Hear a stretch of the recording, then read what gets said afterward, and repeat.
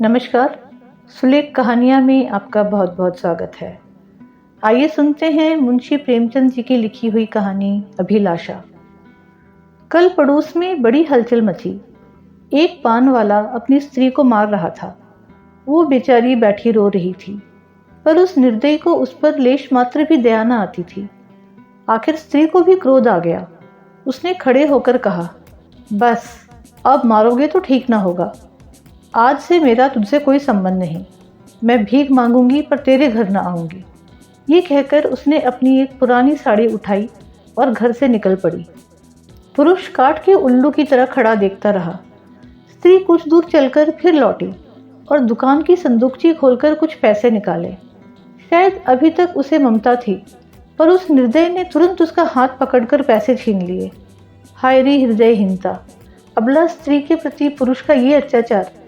एक दिन इसी स्त्री पर उसने प्राण दिए होंगे, उसका मुंह जोता रहा होगा, पर आज इतना निष्ठुर हो गया है मानो कभी की जान पहचान ही नहीं। स्त्री ने पैसे रख दिए और बिना कहे सुने चली गई, कौन जाने कहाँ।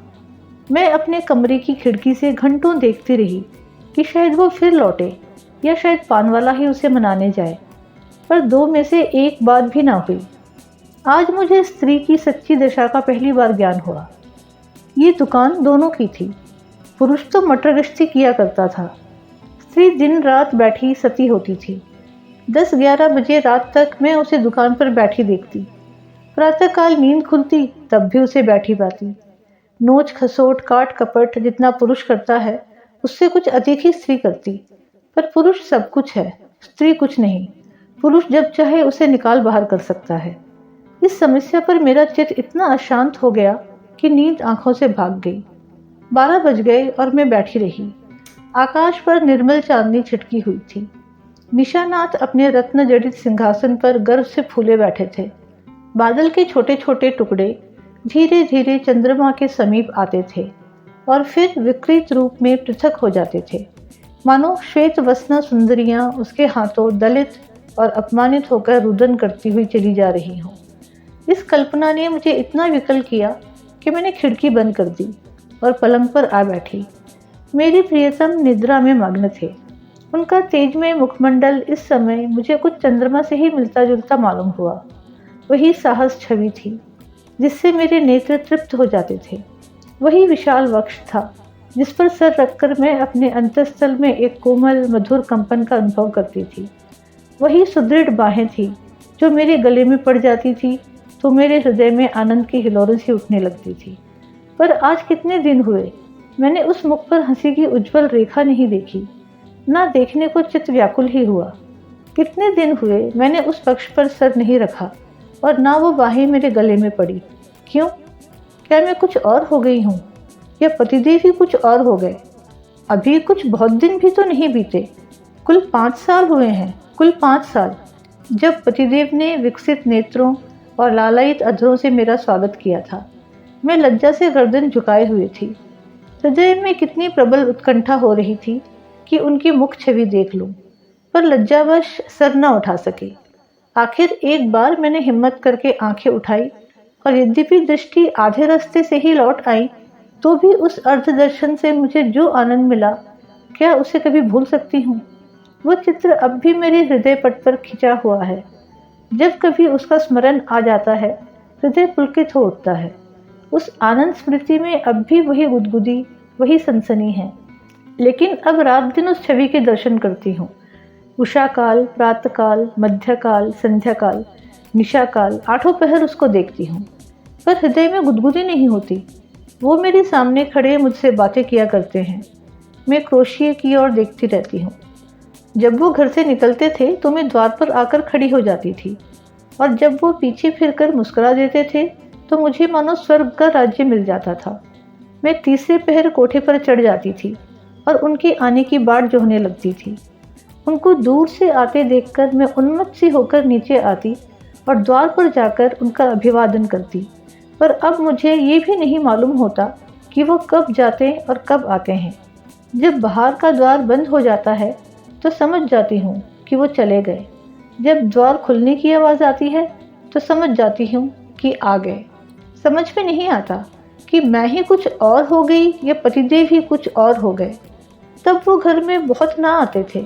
जब उनकी आवाज़ कानों में आ जाती तो मेरी देह में बिजली सी दौड़ जाती थी। उनकी छोटी छोटी बातों, छोटे छोटे कामों को भी मैं अनुरूप मुग्ध नेत्रों से देखा करती थी।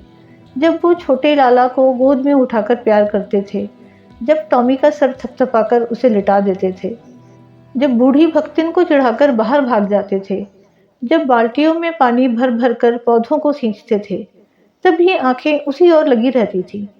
पर अब वो सारे दिन घर में रहते हैं, मेरे सामने हंसते हैं, बोलते हैं, मुझे खबर भी नहीं होती। ना जाने क्यों। तब किसी दिन उन्होंने फूलों का एक गुलदस्ता मेरे हाथ में रख दिया था और मुस्कुराए थे। वो प्रणय का उपहार पाकर मैं फूली ना समाई थी। केवल थोड़े से फूल और पत्तियां थी, पर उन्हें देखने से मेरी आंखें किसी भांति तृप्त ही ना होती थी। कुछ देर हाथ में लिए रही, फिर अपनी मेज पर फूलदान में रख दिया। कोई काम करती होती तो बार बार आकर उस गुलदस्ते को देख जाती। कितनी बार उसे आंखों से लगाया, कितनी बार उसे चूमा। कोई 1,00,000 रुपए भी देता तो उसे ना देती। उसकी एक एक पंखुड़ी मेरे लिए एक एक रत्न थी। जब वो मुरझा गया तो मैंने उसे उठाकर अपने बक्से में रख दिया था। तब से उन्होंने मुझे हजारों चीज़ें उपहार में दी हैं। एक से एक रत्न जड़ित आभूषण है, एक से एक बहुमूल्य वस्त्र हैं, और गुलदस्ते तो प्राय नित्य ही लाते हैं। लेकिन इन चीज़ों को पाकर वो उल्लास नहीं होता। मैं उन चीज़ों को पहनकर आईने में अपना रूप देखती हूँ और गर्व से फूल उठती हूँ। अपनी हमजोलियों को दिखाकर अपना गौरव और उनकी ईर्ष्या बढ़ाती हूँ। बस अभी थोड़े ही दिन हुए हैं, उन्होंने मुझे चंद्रहार दिया है। जो इसे देखता है मोहित हो जाता है। मैं भी उसकी बनावट और सजावट पर मुग्ध हूँ। मैंने अपना संदूक खोला और उस गुलदस्ते को निकाल लाई। आह, उसे हाथ में लेते ही मेरी एक एक नस में बिजली दौड़ गई। हृदय के सारे तार कंपित हो गए। वो सूखी हुई पंखुड़ियाँ जो अब पीले रंग की हो गई थीं, बोलती हुई मालूम होती थीं। उसके सूखे मुरझाए हुए मुख से अस्फुटित कंपित अनुराग में डूबे शब्द साए साए करके निकलते हुए जान पड़ते थे। किंतु वो रत्न जटित कांति से दमकता हुआ हार स्वर्ण और पत्थरों का एक समूह था, जिसमें प्राण ना थे, संज्ञा ना थी, मर्म ना था। मैंने फिर गुलदस्ते को चूमा, कंठ से लगाया, आर्द्र नेत्रों से सींचा और फिर संदूक में रखाई। आभूषणों से भरा हुआ संदूक भी उस एक स्मृति चिन्ह के सामने तुच्छ था। ये क्या रहस्य था? फिर मुझे उनके एक पुराने पत्र की याद आ गई। उसे उन्होंने कॉलेज में मेरे पास भेजा था। उसे पढ़कर मेरे हृदय में जो आनंद हुआ था, जो तूफान उठा था, आंखों से जो नदी बही थी, क्या उसे कभी भूल सकती हूँ? उस पत्र को मैंने अपनी सुहाग की पेटी में रख दिया था। इस समय उस पत्र को पढ़ने की प्रबल इच्छा हुई। मैंने पिटारी से वो पत्र निकाला। उसे स्पर्श करते ही मेरे हाथ कांपने लगे, हृदय में धड़कन होने लगी। मैं कितनी देर उसे हाथ में लिए खड़ी रही कह नहीं सकती। मुझे ऐसा मालूम हुआ कि मैं फिर वही हो गई हूँ जो पत्र पाते समय थी। उस पत्र में क्या प्रेम की कवित्व में उद्धार थे? क्या प्रेम की साहित्यिक विवेचना थी? क्या वियोग व्यथा का करुण क्रंदन था? उसमें तो प्रेम का एक शब्द भी ना था। लिखा था, कामिनी, तुमने 8 दिनों से कोई पत्र नहीं लिखा। क्यों नहीं लिखा? अगर तुम मुझे पत्र ना लिखोगी तो मैं होली की छुट्टियों में घर ना आऊँगा, इतना समझ लो। आखिर तुम सारे दिन क्या करती हो? मेरे उपन्यासों की अलमारी खोल ली है क्या? आपने मेरी अलमारी क्यों खोली? समझती होगी मैं पत्र ना लिखूंगी तो खूब रोएंगे और हैरान होंगे। यहाँ इसकी परवाह नहीं। 9 बजे रात को सोता हूँ तो 8 बजे उठता हूँ। कोई चिंता है तो यही कि फेल ना हो जाऊं। अगर फेल हुआ तो तुम जानोगी कितना सरल भोले भाले हृदय से निकला हुआ निष्कपट मानपूर्ण आग्रह और आतंक से पत्र भरा हुआ था। मानो उसका सारा उत्तरदायित्व मेरे ही ऊपर था। ऐसी धमकी क्या अब भी वो मुझे दे सकते हैं? कभी नहीं। ऐसी धमकी वही दे सकता है जो ना मिल सकने की व्यथा को जानता हो, उसका अनुभव करता हो। पतिदेव अब जानते हैं इस धमकी का मुझ पर कोई असर ना होगा। मैं हंसूंगी और आराम से सोऊंगी, क्योंकि मैं जानती हूँ वो अवश्य आएंगे और उनके लिए ठिकाना ही कहाँ है, जा ही कहाँ सकते हैं। तब से उन्होंने मेरे पास कितने पत्र लिखे हैं। 2 दिन को भी बाहर जाते हैं तो जरूर एक पत्र भेजते हैं, और जब 10-5 दिन को जाते हैं तो नित्य प्रति एक पत्र आता है। पत्रों में प्रेम के चुने हुए शब्द, चुने हुए वाक्य, चुने हुए संबोधन भरे होते हैं। मैं उन्हें पढ़ती हूँ और एक ठंडी सांस लेकर रख देती हूँ। हाय, वो हृदय कहाँ गया? प्रेम के इन निर्जीव भावशून्य कृत्रिम शब्दों में वो अभिन्नता कहाँ है? वो रस कहाँ है? वो उन्माद कहाँ है? वो क्रोध कहाँ है? वो झुंझलाहट कहाँ है? उनमें मेरा मन कोई वस्तु खोजता है, कोई अज्ञात, अव्यक्त, अलक्षित वस्तु, पर वो नहीं मिलती। उनमें सुगंध भरी होती है। पत्रों के कागज आर्ट पेपर को मात करते हैं। कभी कभी तो मैं पत्रों को खोलती भी नहीं। मैं जानती हूँ उनमें क्या लिखा होगा। उन्हीं दिनों की बात है। मैंने तीजे का व्रत किया था। मैंने देवी के सम्मुख सर झुकाकर वंदना की थी। देवी, मैं तुमसे केवल एक वरदान मांगती हूँ। हम दोनों प्राणियों में कभी विच्छेद न हो, और मुझे कोई अभिलाषा नहीं। मैं संसार की और कोई वस्तु नहीं चाहती। तब से 4 साल हो गए हैं और हम में एक दिन के लिए भी विच्छेद नहीं हुआ। मैंने तो केवल एक वरदान मांगा था। देवी ने वरदानों का भंडार ही मुझे सौंप दिया। पर आज मुझे देवी के दर्शन हो तो मैं उनसे कहूँ कि तुम अपने सारे वरदान ले लो।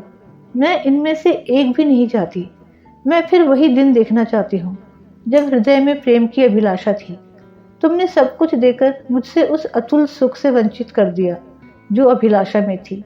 मैं अब की देवी से वो दिन दिखाने की प्रार्थना करूं जब मैं किसी निर्जन जल तट पर सघन वन में अपने प्रियतम को ढूंढती फिरूं। नदी की लहरों से कहूं, मेरे प्रियतम को तुमने देखा है? वृक्षों से पूछूं, मेरे प्रियतम कहाँ गए? क्या वो सुख मुझे कभी प्राप्त न होगा? उसी समय मंद शीतल पवन चलने लगा। मैं खिड़की के बाहर सर निकाले खड़ी थी। पवन के झोंके से मेरे केश की लटें बिखरने लगी। मुझे ऐसा आभास हुआ मानो मेरे प्रियतम वायु के इन उच्छ्वासों में हैं। फिर मैंने आकाश की ओर देखा। चांद की किरणें चांदी के जगमगाते तारों की भांति आंखों से आंख मिचौनी सी खेल रही थी।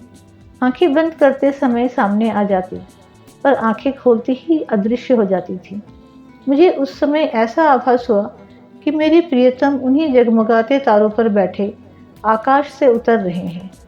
उसी समय किसी ने गाया, अनोखे से नेही के त्याग, निराले पीड़ा के संसार, कहाँ होते हो अंतर्ध्यान, लुटा करके सोने सा प्यार, लुटा करके सोने सा प्यार। ये पद मेरे मर्मस्थल को तीर की भांति छेदता हुआ कहाँ चला गया नहीं जानती। मेरे रोए खड़े हो गए।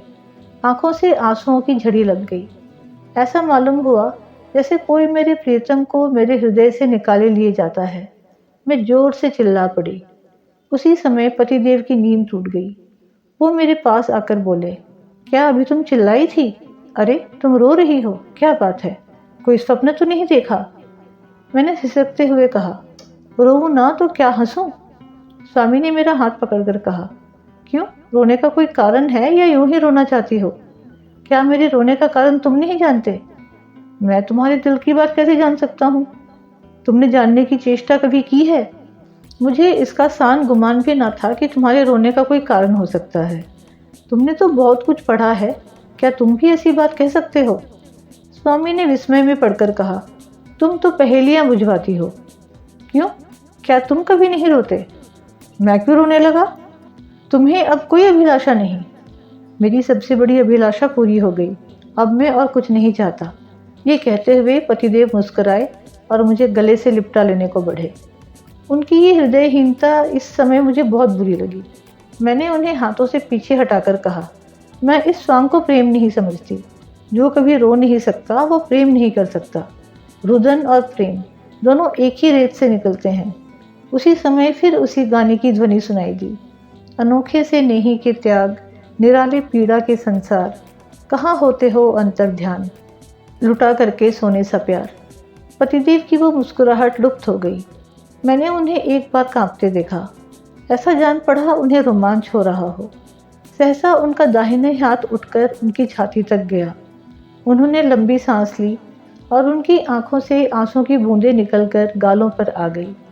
तुरंत मैंने रोते हुए उनकी छाती पर सर रख दिया और उस परम सुख का अनुभव किया जिसके लिए कितने दिनों से मेरा हृदय तड़प रहा था। आज फिर मुझे पतिदेव का हृदय धड़कता हुआ सुनाई दिया। आज उनके स्पर्श में फिर स्फूर्ति का ज्ञान हुआ। अभी तक उस पद के शब्द मेरे हृदय में गूंज रहे थे, कहाँ होते हो अंतर्ध्यान, लुटा करके सोने सा प्यार। उम्मीद है आपको ये कहानी पसंद आई हो तो वीडियो को लाइक और शेयर अवश्य करें और ऐसी ही कहानियाँ सुनने के लिए चैनल को सब्सक्राइब करना बिल्कुल ना भूलें। धन्यवाद।